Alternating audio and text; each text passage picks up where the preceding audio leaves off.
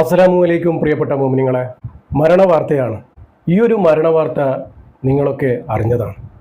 ഈ ഒരു മരണവാർത്ത കേട്ടുകൊണ്ടായിരിക്കും ഇന്നത്തെ ആ ഒരു പുതുവർഷം നിങ്ങളൊക്കെ പുലർന്നത്.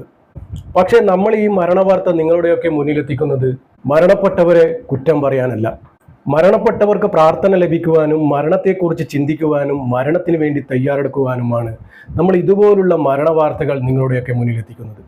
മരണത്തിന് വേണ്ടിയുള്ള തയ്യാറെടുപ്പ് നമ്മുടെയൊക്കെ ജീവിതവും മരണവും അല്ലാഹു തആല സന്തോഷത്തിലാക്കി തരട്ടെ, ആമീൻ.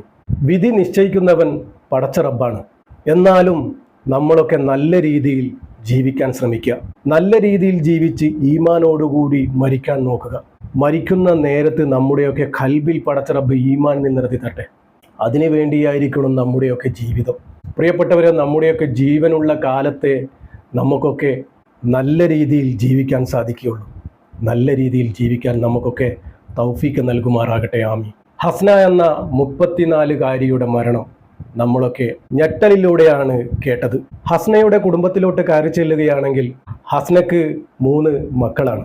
3 മക്കളുള്ള ഈ ഒരു സ്ത്രീ എന്തോ പ്രശ്നത്താൽ ഭർത്താവിനെ ഉപേക്ഷിച്ച് ഇവരെക്കാൾ ചെറിയ പ്രായമുള്ള 29-കാരനായ ഒരു ആദിൽ എന്ന് പറയുന്ന യുവാവുമായി അടുപ്പത്തിലാവുകയും അവൻ്റെ കൂടെ താമസിക്കുകയുമായിരുന്നു ഇത്ര നാളും ചെയ്തുകൊണ്ടിരുന്നത്.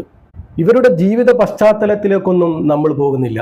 ഈ ഒരു മരണവുമായി ബന്ധപ്പെട്ട് ആളുകൾ പലതും പറയുന്നുണ്ട്. പല രീതിയിലാണ് ആളുകളുടെ വിമർശനവും അഭിപ്രായവും.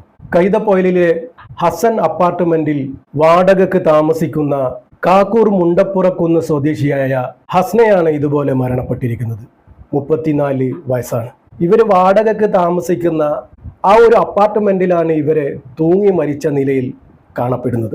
ഭർത്താവുമായി വിവാഹമോചിതരായ ഈ ഒരു സ്ത്രീ 8 മാസത്തോളമായി പുതുപ്പാട് ചോയ്യോട് വേനക്കാവ് കൈതപ്പൊഴിയിൽ ആദിൽ എന്ന ഈ ഒരു 29-കാരനുമായി താമസിച്ച് വരികയായിരുന്നു എന്ന് പോലീസ് പറയുന്നു. എന്നാൽ ഈ ആദിലുമായി വിവാഹം കഴിച്ചിട്ടില്ലെന്നും ആദ്യ വിവാഹത്തിൽ ഹസ്നക്ക് 3 മക്കളുണ്ടെന്നും പോലീസ് പറയുകയുണ്ടായി. ഈ 3 മക്കളിൽ 2 മക്കളെ ഈ സ്ത്രീയുടെ കൂടെ ഭർത്താവ് വിട്ടുകൊടുത്തില്ല.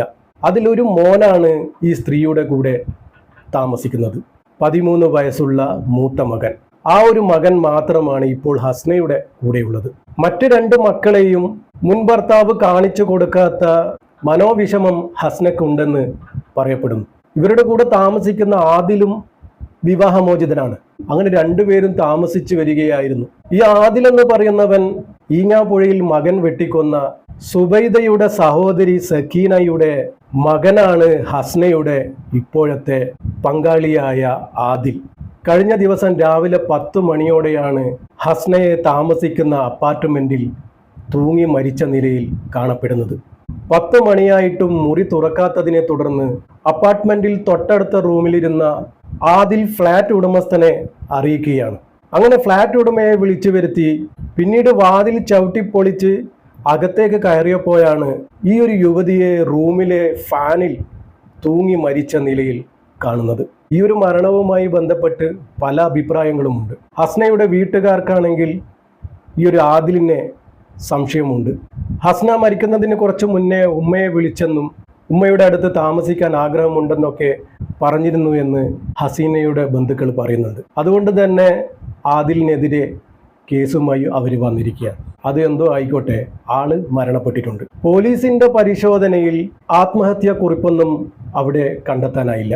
സംഭവത്തിൽ പോലീസ് കേസെടുത്ത് അന്വേഷണം ആരംഭിച്ചിട്ടുണ്ട്. ഇങ്ങനെയാണ് നമുക്ക് കിട്ടിയ വാർത്ത. പലതരത്തിലുള്ള വാർത്തകളും ഇങ്ങനെ പ്രചരിക്കുന്നുണ്ട്. നമ്മൾ മരണപ്പെട്ടവരെ കുറ്റം പറയാനല്ല ഇതുപോലുള്ള മരണവാർത്തകൾ നിങ്ങളുടെയൊക്കെ മുന്നിലെത്തിക്കുന്നത്. വിധി നിശ്ചയിക്കുന്നവൻ പടച്ചറബ്ബാണ്. എന്നാലും നല്ല രീതിയിൽ ജീവിക്കാൻ എല്ലാവർക്കും പടച്ചറബ്ബ് തൗഫീക്ക് നൽകുമാറാകട്ടെ, ആമീൻ. ചില ഇതുപോലുള്ള സംഭവങ്ങളാണ് നമുക്കൊക്കെ പാഠമാകുന്നത്. ചിലരുടെ ജീവിതത്തിൽ നിന്നാണ് നമുക്ക് ചിലതൊക്കെ പഠിക്കാൻ പറ്റുക, നല്ലത് ഉൾക്കൊള്ളുക. ഇവരുടെ കുടുംബ പ്രശ്നം എന്താണെന്നൊന്നും നമ്മൾ നോക്കുന്നില്ല. എല്ലാവരും ദുആ ചെയ്യുക. മരണപ്പെട്ടാൽ പിന്നെ പടച്ച റബ്ബിലേക്ക് മടങ്ങുകയാണ്. മരണപ്പെട്ടവർക്ക് വേണ്ടി നമുക്കിനി ചെയ്യാനുള്ളത് അവർക്ക് വേണ്ടി മഅഫിറത്തിന് വേണ്ടി ചോദിക്കുക. അവരുടെ പാപങ്ങൾ പുറത്തു കിട്ടാൻ പടച്ചറബിനോട് തേടുക. പടച്ചറബ് അവർക്ക് മഅഫിറത്തും മർഹമത്തും കൊടുത്ത് അനുഗ്രഹിക്കുമാറാകട്ടെ. ജീവിതത്തിൽ എന്തെങ്കിലും തെറ്റുകുറ്റങ്ങൾ സംഭവിച്ചു പോയിട്ടുണ്ടെങ്കിൽ പൊരുത്തപ്പെട്ട് മാപ്പാക്കി കൊടുക്കട്ടെ.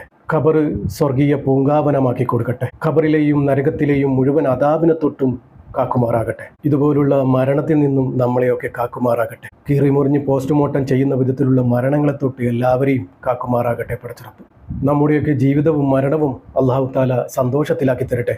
ഈമാനോടുകൂടി ജീവിച്ച് ഈമാനോടുകൂടി മരിക്കാനുള്ള ഭാഗ്യം ഞങ്ങൾക്ക് ഏവർക്കും നൽകണേ റബ്ബേ. പടച്ചറബ്ബേ, മരിക്കുന്ന നേരത്ത് ഈമാനോടുകൂടി പുഞ്ചിരിച്ച് മരിക്കാനുള്ള ഭാഗ്യം ഞങ്ങൾക്ക് ഏവർക്കും നൽകണേ റബ്ബേ. പടച്ചറബ്ബേ, അർഹമുറാഹിമായ റബ്ബേ, നമ്മുടെയൊക്കെ ജീവിതവും മരണവും നീ സന്തോഷത്തിലാക്കി തരണേ റബ്ബേ. ഈമാനോടുകൂടി ജീവിച്ച് ഈമാനോടുകൂടി മരിക്കാനുള്ള ഭാഗ്യം ഞങ്ങൾക്ക് ഏവർക്കും നൽകണേ റബ്ബേ. അവസാനം ലാ ഇലാഹ ഇല്ലല്ലാ എന്ന് ചൊല്ലി പുഞ്ചിരിച്ച് മരിക്കാനുള്ള ഭാഗ്യം ഞങ്ങൾക്ക് ഏവർക്കും നൽകണേ റബ്ബേ. റബ്ബേ, ഈ പാപിയായ സാധാരണക്കാരായ ഞങ്ങളുടെ ദുആ നീ സ്വീകരിക്കണേ റബ്ബേ. ഇവരുടെയൊക്കെ ഖബറിലേക്ക് നീ എത്തിച്ചു കൊടുക്കണേ റബ്ബേ. ആമീൻ ആമീൻ യാ റബ്ബൽ ആലമീൻ. പ്രിയപ്പെട്ടവരെ, എല്ലാവരും ദുആ ചെയ്യുക. ആരും മുഷിപ്പ് തോന്നരുത്. മരണപ്പെട്ടവരാണ്. പറ്റുന്നവരൊക്കെ യാസീനും ഫാത്തിയും മോദി ഹദിയ ചെയ്യുക ഇൻഷാ അല്ലാഹ്. ദുആ വസിയത്തോടെ അസ്സലാമു അലൈക്കും വറഹ്മത്തുള്ളാഹി.